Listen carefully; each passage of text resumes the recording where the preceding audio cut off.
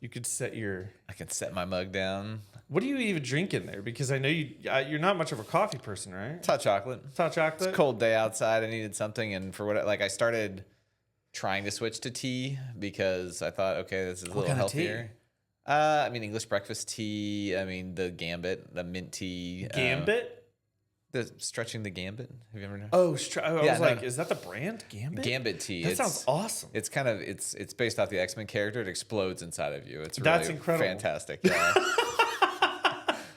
I always loved Gambit because he was the Cajun, unhinged X-Man that just you never knew what he was gonna do. One of the reasons why I did not think Deadpool and Wolverine was an incredibly good movie. And one of the main reasons was Channing Tatum's as Gambit. Gambit. Yeah. I thought it was hilarious. So ridiculously funny. Well, welcome to Sunday Plus. Welcome, everybody. Podcast 4. Quattro. We're getting up I should there. not speak Spanish. I mean, Spanglish. Yeah, it's my wife is fluent in Spanish. Oh, really? I'm deeply jealous of her. Yeah. I've tried to learn Spanish. It doesn't click. My sister-in-law is pretty fluent. My brother has learned through medical work along the border in El Paso. And then all 3 of their kids did this Spanish immersion program in McKinney. So like their entire family is basically fluent in Spanish. And I'm incredibly jealous about it. I'm so jealous of anybody who's bilingual or trilingual or whatever. Like I wish I could speak literally any other language that is also spoken by other people. Even if it was like French or something. Right. I want to have that power, and I do not possess it. And I have tried. My sister has lived in Vietnam with her husband and kids for like 6 years now. Does not speak Vietnamese.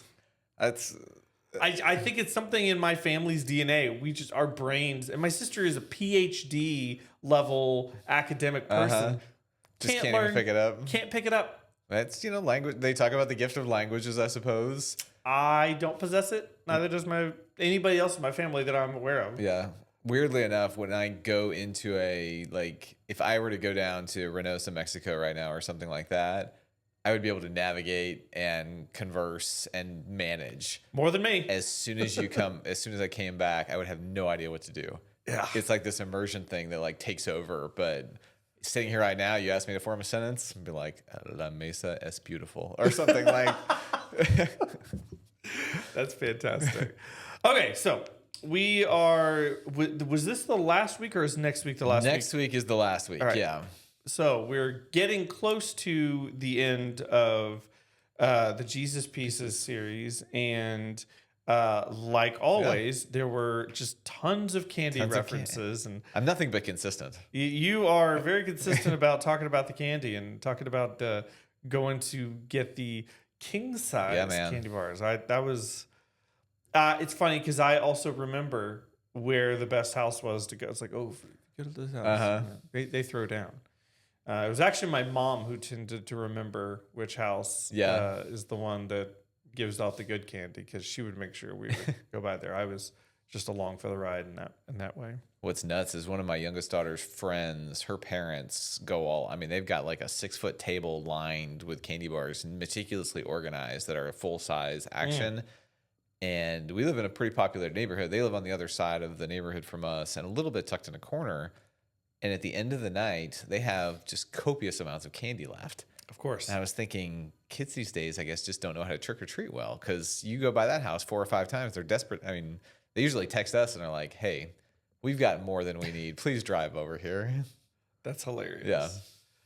Wild. I definitely identified with that. And yeah, that was a good analogy. Well, thank you. Like, you remember that one house that always did that.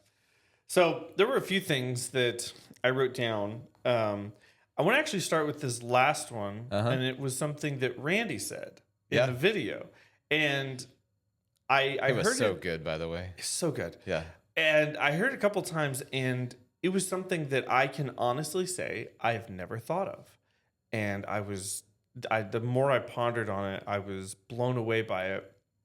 It was this idea that he presented generosity is what separates us from the animals. That was amazing. I have never thought about that because animals are not generous. They kill each other over food. Yeah. It's like, no. This is, I'm going to get mine because it's self-preservation. Right. It's the natural order of things. We are the only creature that has generous tendencies outside of animals feeding their own children. Right. But then even that, after a certain point, they're like, all right, get out. Yeah. I mean, I've fed you long enough. Figure out how to do it. Right. Think about the Lion King or Mufasa. Like there's literally only one male that's allowed to be there, and they excommunicate every other male. Yep. It is this territorial survival of the fittest, and that's kind of like the spirit of God is like, what does it mean to have dominion over the animals in Genesis, or what is the image of God? And it is this, we don't just survive by instinct. We have this weird compassion. And you can see dogs that have compassion, and you can see animals that have compassion that somehow take care of each other, or humans. But in general, the law of the wild is kill or be killed, eat or be eaten. So, nature is very, I would say nature is very inhospitable that way. Very, callous. Like, I don't care what happens to you. Am I fed? Like, right. They'll kill, somebody who's already made a kill just to get what they killed. Right. Yeah. And humans are the ones who, like, weirdly enough, honor and praise people who do things that are not beneficial for themselves. Yes. And I think that is just something that we really need to lean into. Yeah. I had never thought of that before. And it was one of those moments of it was kind of an aha moment of like, oh my, how have I never seen that correlation of this is what separates us, is that we do have generosity, that we do have this notion of I have excess, so I'm going to give it to the less fortunate. We're the only ones that do it. Right. Yeah, and I think as we seek to become the fullest amount of human that we can be, like the best version of human, I think that's a really important thing that we should all meditate upon and lean into is if we are just hoarding or excess or whatever, are we any better than the animals? Yes. And we're supposed to be. Biblically we're supposed to be, and we don't have squirrels who are running us over. We have, we're a threat to them, unfortunately, and please avoid the squirrels, but talk about a day ruiner. You like any time where a squirrel just runs in front of your car and there's nothing you could do. Yeah. And it just ruins your whole day. I feel terrible the entire day after something like that happens. Yeah. Squirrels and rabbits, man, like the minute that happens, just rest of your day. Like, I think I'm just gonna go home and sleep. Cry. The first time you do it, when you have a child in the car who recognizes what just happened, it's almost like it's traumatic. Well, it's traumatic, and it's like they don't understand that the squirrel ran in front. There's nothing you can do, and you have to try and explain to them why you're not a murderer. And it is just the most traumatic moment. I would not know how to handle that situation. I don't think anybody knows how to handle it except for, I'm very sorry and I'll never do it again. Well, at least that's the default response versus, kind of the stereotypical angry parent that's like, get over it or whatever. Just trying to be delicate in that situation rather than callous is probably the better of the probably moves. So. I'll let you know whenever I get it right. Okay. Yeah. Write a book. So you said a phrase. You always say at least one or two phrases in every message that captures me. You said one that I really liked, and it was feeling good about doing good. And that made me think of a conversation I had years ago that was almost we discovered. I say discovered, through the conversation, discovered this almost paradoxical thing of selflessness is almost impossible by some level, because we know that when we do good for somebody, you are going to get some kind of endorphin rush of I feel good because I did something selfless. And yet by feeling good and anticipating that you're going to feel good, does that take away from the notion of selfless? Right. Like, was Mother Teresa doing all these things just living in bliss because she had nothing of her own and she's doing all good for other people? Like, where does that line lie? And is it something that we should be cognizant of? And, is it okay? Is there a line where it's like, now we're going too far the other way? Does that exist even? Yeah, that's a great question. It's the moral quandary posed by Phoebe Buffay to Joey Tribbiani and Friends. Ooh. I don't know if you've ever seen that episode or not, but she challenges, like, she basically tells Joey there is no selfless act, and he experiences the same thing of, like, I saved this pigeon that was suffering in the park, and it's like, did you feel good about it? Oh my gosh, I did. Well, it wasn't selfless then. And I think, weirdly enough, you bring up Mother Teresa. There are critics of Mother Teresa who say that she was basically she was glorifying herself and, like, making people miserable so that she could help them and all. And I don't know how much of this is true or not, but, like, I read it. I did a whole study on her one time, and there are all these critics who are like, she took pleasure in their pain. And I don't think that's true. I think Mother Teresa just was one of those people that was like, these are the indigent, and I'm going to be amongst them like Christ would. But it's a really good question of what's the line, because I don't think, people who, like, go aesthetic, or like these people who in Christian history or any religious history that talk about, if you aren't suffering, then you're not doing it right. I don't know what to do with that notion, because I don't think that that's correct. Yeah. Well, I shouldn't, not everything that's good involves suffering. Exactly. I get that there is labor that I associate with good things. Working hard and earning something often feels better than just being given the same thing. Right. Don't get me wrong. Christmas is a great holiday, and one of the reasons is you're getting a bunch of things that you kind of didn't earn. You're just like, hey, it's because it's December 25th. Here you go. Here's a bunch of stuff that you wanted. Great. Love it. But I also love when I've worked really hard and earned something that I've been really jonesing to get. But I just don't think that good should be associated with suffrage. No, and I think the idea comes from, it's a little Protestant work ethic. The harder you work, the more God loves you. There's also those scriptures about the whole, you can earn God's love, which biblically is deeply inaccurate. Yeah. You can't, there's nothing we can do to earn anything except for point to the cross. Yeah, and God just gives it. Yeah. Yes. I think, there's other biblical texts about, because you're my followers, you're going to suffer. So people think the more they suffer, the more holy they are. And that's really inaccurate, because it's more of you're going to suffer because culturally people are going to think you're an insurrectionist or a cannibal. There's scripture that says, for those who have suffered for my name's sake. Yeah.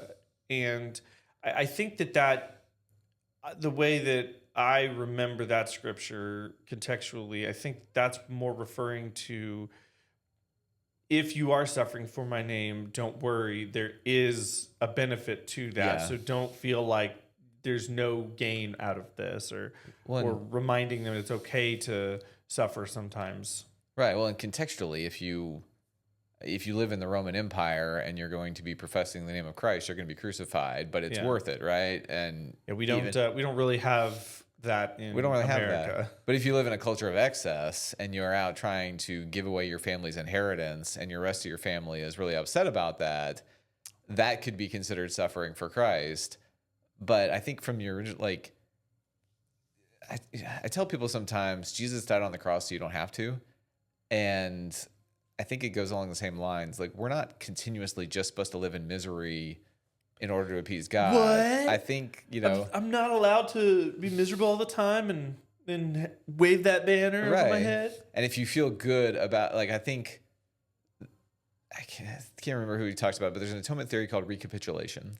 And it is that Jesus lived an entire human life to redeem an entire human life. Mm-hmm. And so the more closely we align our human life, because of what we've seen Jesus do through sacrificial love, the more human we become. Yeah. And that we're a broken human, and we become a more full human. And a more full human feels joy from the redemptive things of love and giving. Yeah. So to feel that good, it separates us from the animals. They feel suffers from the animals. I don't know if there is a line. Like if I feel great because I mean, if the intent becomes, well, I can't even say that because like therapists will tell you it's a bit of a paradoxical thing. Well, and I don't know. I don't know if there is a universal human line that don't cross this or like how to avoid this. Yeah.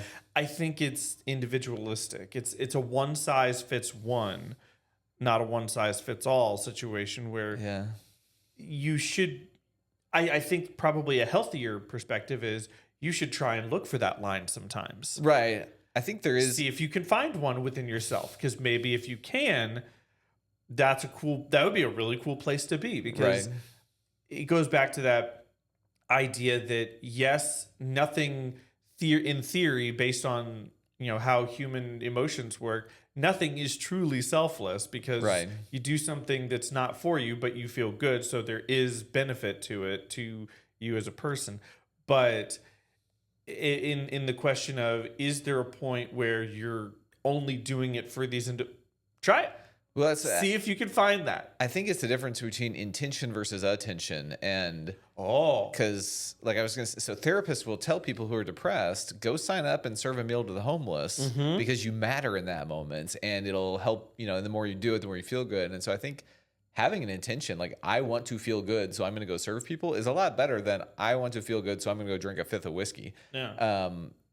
But the attention, like when Jesus tells, don't go pray in public like the Pharisees do. Don't go seeking attention for how great you are. You're trying to I think that's the line, doing these things, right? Versus the most selfless you can be about it is to do it in a way that nobody will know you did it. Right. Yeah. And if people do find out, it's still not your MO I don't want to be broadcast on national TV as the greatest person in the world. For a 3, that's difficult to do. Oh, absolutely. Because everything that we as 3s do, we feel that we need recognition. Yeah. I have done just some of the most menial tasks, around the church, that as I was doing it, something in my brain clicked, like, no one's going to know you did this.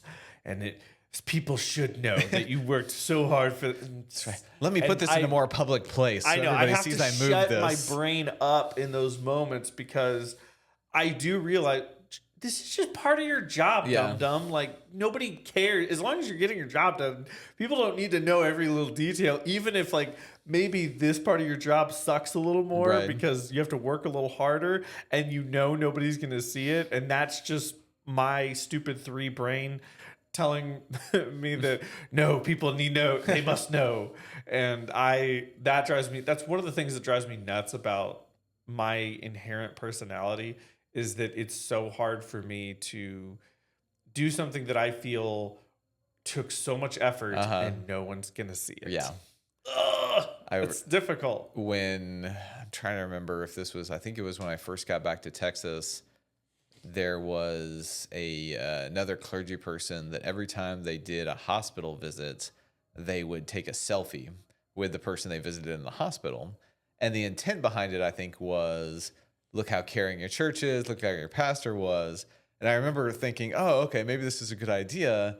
And it hit me the first time that I was sitting in the hospital, this person is just wrecked. And I was like, there is no way I could take a selfie with this person. Like, that would be horrible. Yeah. And then it was the question of like, well, why am I really doing this? Am I doing it so that everybody knows, oh, David works his tail off and he goes to care for people and he goes to the hospital? Or is it really I want to ask for prayers or something? And or ultimately, the church, it is important for the church to know that we have outreach in all facets. Right.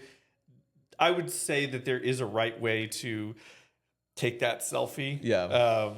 Just maybe don't use it as, I don't know, some cry for look at what I'm doing, or look at what we're doing, but an actual awareness thing more than anything else. Yeah, and anybody who's a clergy in training who's listening to this, consent before you post, because people don't want to always be shown what they look like in the hospital bed after surgery or whatever.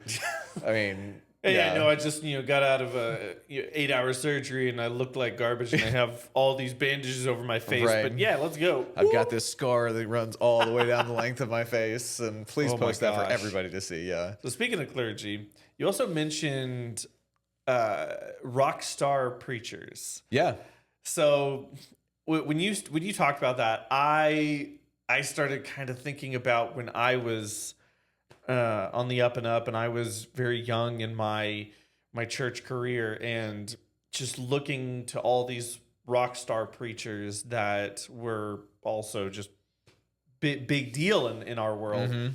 And it kind of made me chuckle, because there are these people that you and I probably grew up paying attention to. I'm like, oh, this person is a big deal. Mm-hmm. They're changing the world, and they would be names that nobody else knows. Yeah, it's incredible. And I think the people that I consider like to be the rock star preachers are even more obscure than that, because they're like more mainline, and they're not like, broadcast, because mainline churches have usually terrible media presence. Mm-hmm.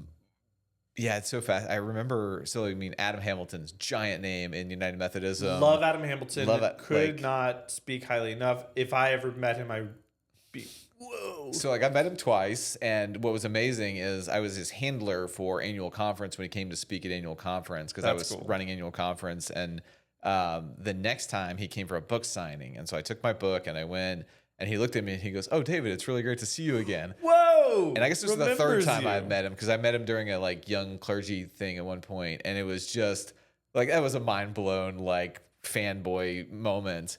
Yeah. But it was so for Adam Hamilton preached at the National Cathedral for President Obama's inauguration. Yeah. He's a big deal. And I'll never forget. And he knows your name. Well, he knows my name. Yeah, I'm sure he still remembers it on the tip of his tongue. But he probably thinks about me every day. Oh. But I can't remember where I was, but it was more of a secular setting. And I mentioned something, and we were talking about celebrities, celebrities that we met. And I was like, oh, man, I met this, Adam Hamilton. They're like, who's Adam Hamilton? No, and it was like they had zero clue whatsoever. I was like, well, he has the biggest United Methodist church in the world. He's in Kansas City. They're like, oh, okay. Totally unimpressed whatsoever. I love that. I have met some rock star preachers before, throughout the course of my career. And it's a cool moment for me. And so I've met David Crowder a couple of times. And for me, I'm cool. Mountaintop moment. This is incredible. I'm meeting David Crowder, one of the OG inspirations for me. That dude's a phenomenal musician. Yeah. He's incredible. And it was just this moment, and I could say, oh, I've met... Now he goes by Crowder, not David Crowder. But I could say that, and a good chunk of my friends would be like, who's that? And it's just... It is amazing how niche, when our world we have these superstars in our world, and it always reminds me, if our mission is to go and broadcast the message, how obscure sometimes the culture of Christianity is, even though it gets all this national attention in different ways. Yeah. Who do people really know who Matt Chandler is? Andy Stanley. Matt Chandler was the guy that I listened to his sermons weekly. When they did the book of Luke, they did it for I think it was 46 weeks. It was a long time. They took a break in the middle of it for about 4 months, and then got back into it. But they got all the way through the book of Luke, and it took essentially a year. Yeah. And I have listened to all, I think 46 of those sermons at least 3 times. Wow. And because I was so enamored with the way he taught it and the detail that was going into it, but also the modernization and humanization of this text that often feels archaic because it's written in a language that's not commonly used. Right. And so I've hung out with him a few times. In some ways, just because of sheer proximity. I used to work at the church that's across the street from the village, and that was so I would occasionally just run into him, and I don't think he ever learned my name fully. He asked me every time, but he remembered me from a visual standpoint. I remember you. Remind me why, kind of thing. He was very good about acknowledging that I know I've seen you, but to him, he'd just be like, "Do you go to my church? Why do I know you?" Right. Because that happens to me sometimes, even where people will recognize me from the church I work at, even a church this size. I do not know everybody here. Right. And so if you catch me out in the wild, I'm like, "Cool, who are you?" Well, it's interesting even in talking about like generosity for selflessness sake, and then the idea of like clergy who are supposed to be these humble servants, but also rock stars. Yes, is a really interesting dynamic that I always want. Like, there are some people I think who pull it off pretty well. Yeah, and they're only celebrities because they're good at their jobs. Like, they're good at the role they play. Absolutely. Versus those who are seeking the attention, and it's under their intention is, if I have a national, like Jerry Falwell is the one that I think of is. I think Jerry Falwell's intention was, if I have a national stage, I can help shape the culture in the way that he feels is great. Now, I'm not a Jerry Falwell fan in any measure, but I think that was his intention for gaining a stage versus a Adam Hamilton of just, I'm really good at my job, and it bled out. Interesting fact about celebrity. So one of the first celebrity clergy was a woman named Amy Semple McPherson out of Southern California. I know that name. She was a Pentecostal, and she was one of the first ones to like ride motorcycles in on stage and made this big production out of worship, and like got broadcast all the way to St. Louis from Los Angeles. Like, she was this rock star in early American, 1920s religion. And it was female at that time. It was kind of crazy. That's fantastic. Yeah. It's such a odd thing to go back, another callback, that it's kind of this juxtaposition of, to be successful at this job, there is sense of humility that has to come with it. However, because of you're good at this humility and it seemingly comes natural, you are now super famous, right? And those couldn't be more opposing ideas. And I guess this is the theme of this podcast. And to continue with that, the last thing I wrote that kind of is this juxtapose thing was forced generosity versus chosen generosity. Yeah. So I choose to be generous versus I'm being told to be generous. And how different those can be. And I don't know, just what's your immediate take when you hear this idea of forced versus, and I said forced is the word I think I either chose to write that or the way you worded it. I don't remember. But I use the word required. Required generosity versus chosen generosity. I like that better. Yeah. And I think spiritual maturity, and obviously we'd all want to get to a chosen generosity. Like, this is just something that's in our DNA. But I think about watching children grow up, and there's kind of this, there is something about a kid who is naturally generous on some level. Like, they seem to want to give, they want to share until somebody takes something that is theirs. So if they want to do it, they're very good at it. But if you take their blocks or take their food, it's a meltdown, right? Yeah. So I think there is a little bit of forced generosity that we have to learn as humans if we're going to overcome the animalistic nature, sinful nature, whatever. That it's like discipline, right? If you want to be good at music, you've got to force yourself to sit down and play music over and over again. If you want to be good at math, you got to force yourself to do that over and over again, unless it's just you're weird and it's super fun to do math. Oh yeah, I know, exactly. So I do think that we have to do some of that required generosity to form the patterns of chosen generosity. Okay. Ultimately, if we stay in that required generosity, then it becomes habitual. I think it becomes habitual. I think it becomes, I'm trying to think of the right word. It becomes kind of that, like, stick in our crawl of, like, I've got to do this again, right? I've got to clean the sink. I've got to clean the mirror. I've got to love my, like, I remember a couple I did counseling for, and it was weird because they always say, like, if you do a date night with your spouse, you'll get closer, you'll do all this.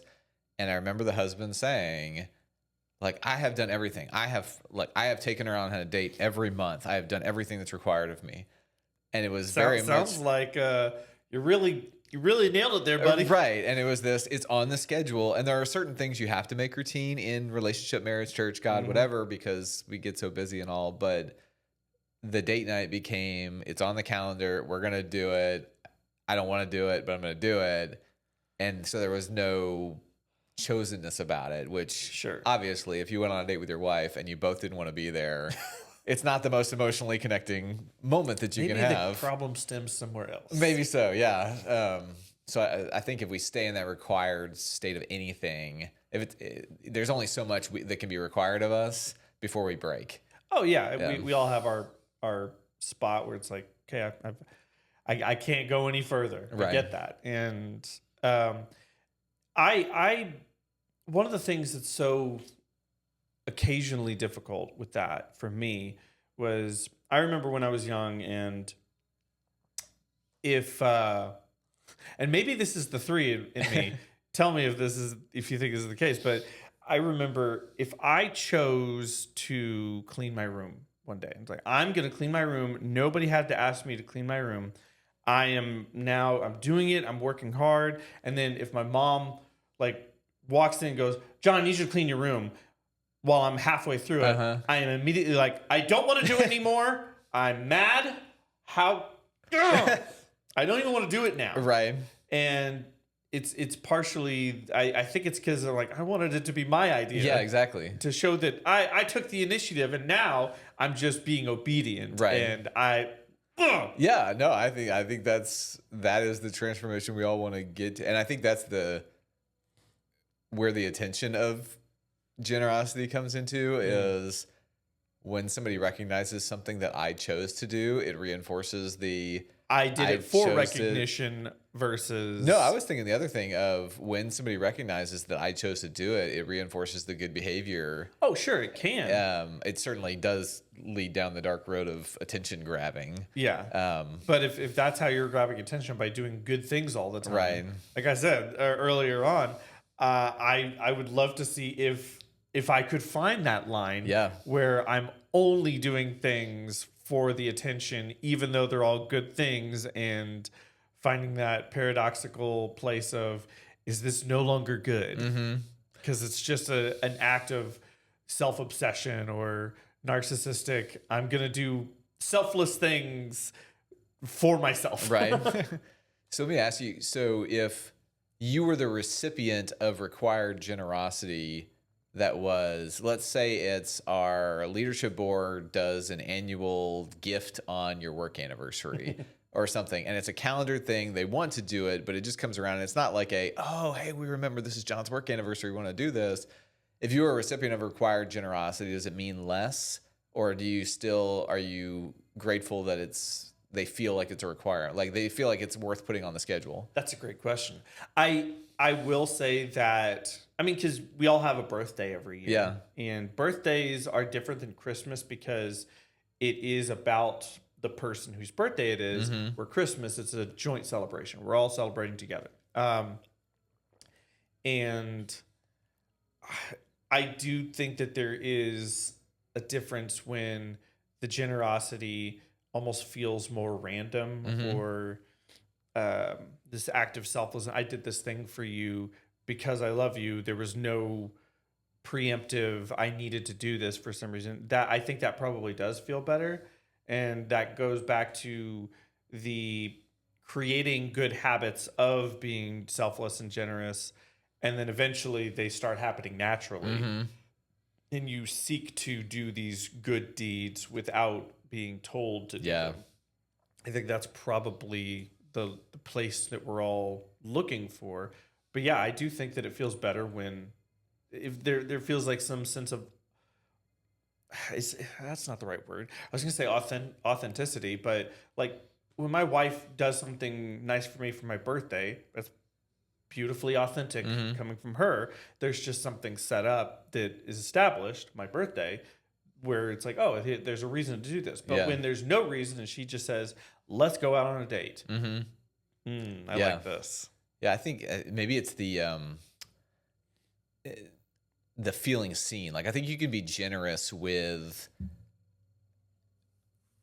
you can be generous with your mind, I guess is the word I'm thinking of, in that I've gotten into a habit, or it's a discipline now of every time somebody pops in my mind, I text them and just say, hey, how's it going? I was thinking about you. I do that sometimes too. And I've gotten worse at it lately, but I love when that happens. Like 95% of the time, somebody is going through something and they're like, oh my gosh, I'm so grateful that you called or texted or whatever. Can I talk to you about this?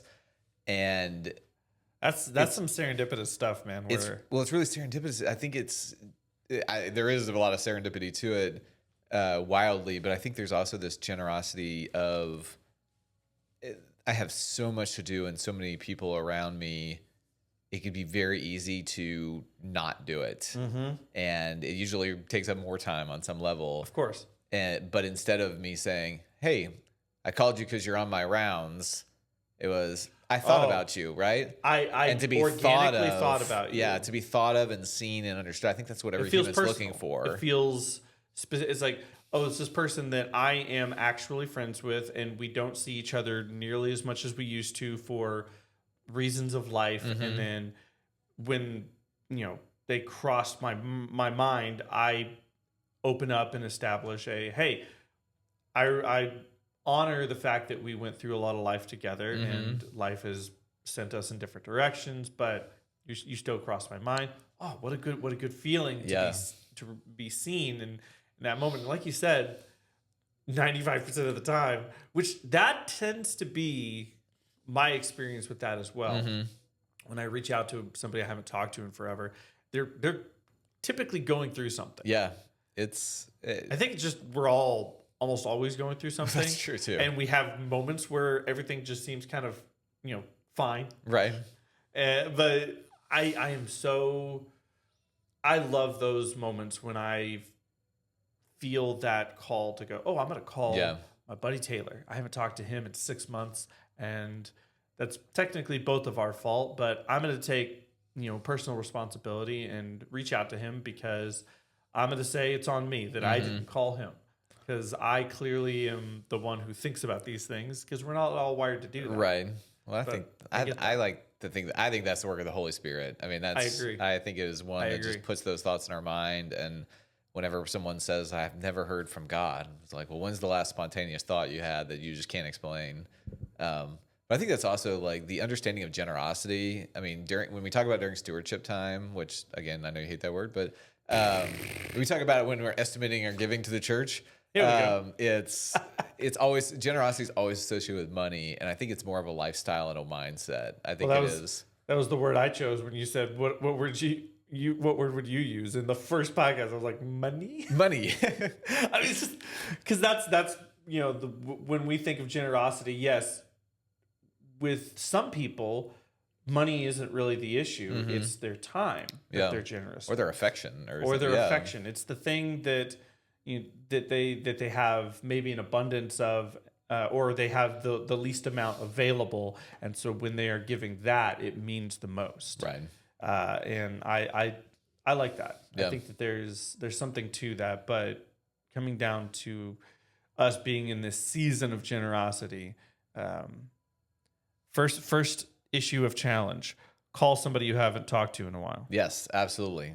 And then put in your estimated giving card to the church. And one and the same. They're basically the same thing. They are the same thing. Absolutely. We're just trying to be generous people, like Jesus was generous to us. So, okay. Yeah. Well, I think that's a good wrap up. I think so too. All right. Appreciate Sunday Plus. Sunday Plus. Peace.